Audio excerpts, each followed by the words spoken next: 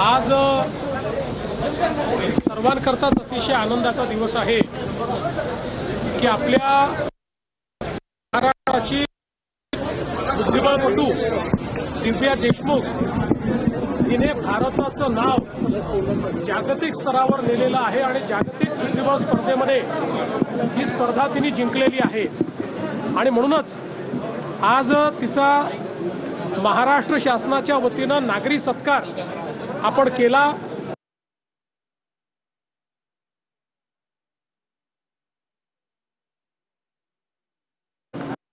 19 वर्षाची ही कन्या हिने भारताची पहिली ग्रँडमास्टर महिला म्हणून या ठिकाणी ही स्पर्धा जिंकलेली आहे आणि खऱ्या अर्थानं पुढच्या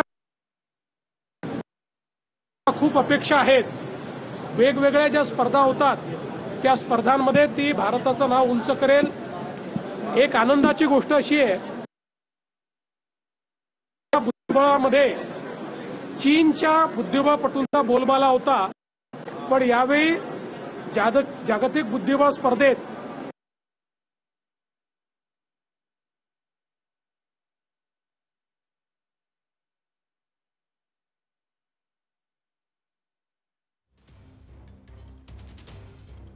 आजचा दिवस आनंदाचा। दिव्या देशमुखनं भारताचं नाव उंचावलं असं मुख्यमंत्री देवेंद्र फडणवीस यांनी म्हटलेलं आहे। दिव्या देशमुख हिचा नागरी सत्कार नागपूरमध्ये करण्यात आलेला आहे। भारताचं नाव तिनं उंचावलेलं आहे असंही मुख्यमंत्री देवेंद्र फडणवीस यांनी म्हटलेलं आहे। जागतिक बुद्धिबळ स्पर्धेमध्ये ग्रँड मास्टर बनण्याचा टीका करताना राज ठाकरे यांनी टीका केलेली आहे। अर्बन नक्षल एकदा अटक करा। अर्बन नक्षल म्हणून एकदा अटक करून दाखवा म्हणाले। काय कोणाला अटक करायची? आम्ही कार्यकर्त्यांना अटक करून दाखवा।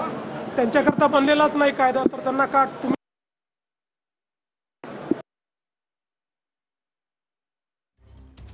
त्यामुळे तुमची अटक करायचं कारण नाही। मला असं वाटतं की अशा प्रकारे कायदे जे बनतात जे विरोधात सरकारच्या विरुद्ध बोलायच्या याच्यामध्ये पूर्ण मुभा आहे, त्याच्या विरुद्ध हा कायदा नाही। त्यामुळे मला असं वाटतं की अशा प्रकारचे जे काही कमेंट्स आहेत हा कायदा न केलेले कमेंट आहेत। शिकवण्याचा विचार मुंबई बाहेरून आलेला लोकांना माझं अतिशय पक्क मत आहे, महाराष्ट्रामध्ये मराठी शिकली पाहिजे, ती कंपल्सरी असली पाहिजे, ती अनिवार्य असली पाहिजे, ती आपण अनिवार्य केलीच आहे। पण महाराष्ट्रातल्या मराठी मुलांना मराठी सोबत अजून एक भारतीय भाषा जर शिकायला मिळाली तर त्यात काय वावगा आहे? आपण भारतीय भाषांना विरोध करायचा आणि इंग्रजी करता पायघड्या घालायच्या ही जी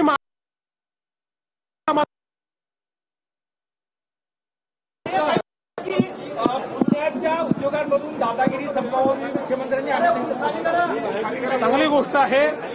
सर्व पक्षीय नेत्यांना एकमत करावं लागेल, कारण खूप मोठ्या प्रमाणात राजकीय दादागिरी ही पुण्याच्या उद्योगांमध्ये पाहायला मिळते आहे।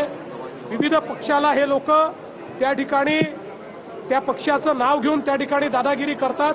मी तर मोडून काढणारच आहे आणि त्यात जो जो मदत करेल त्याचं स्वागत आहे।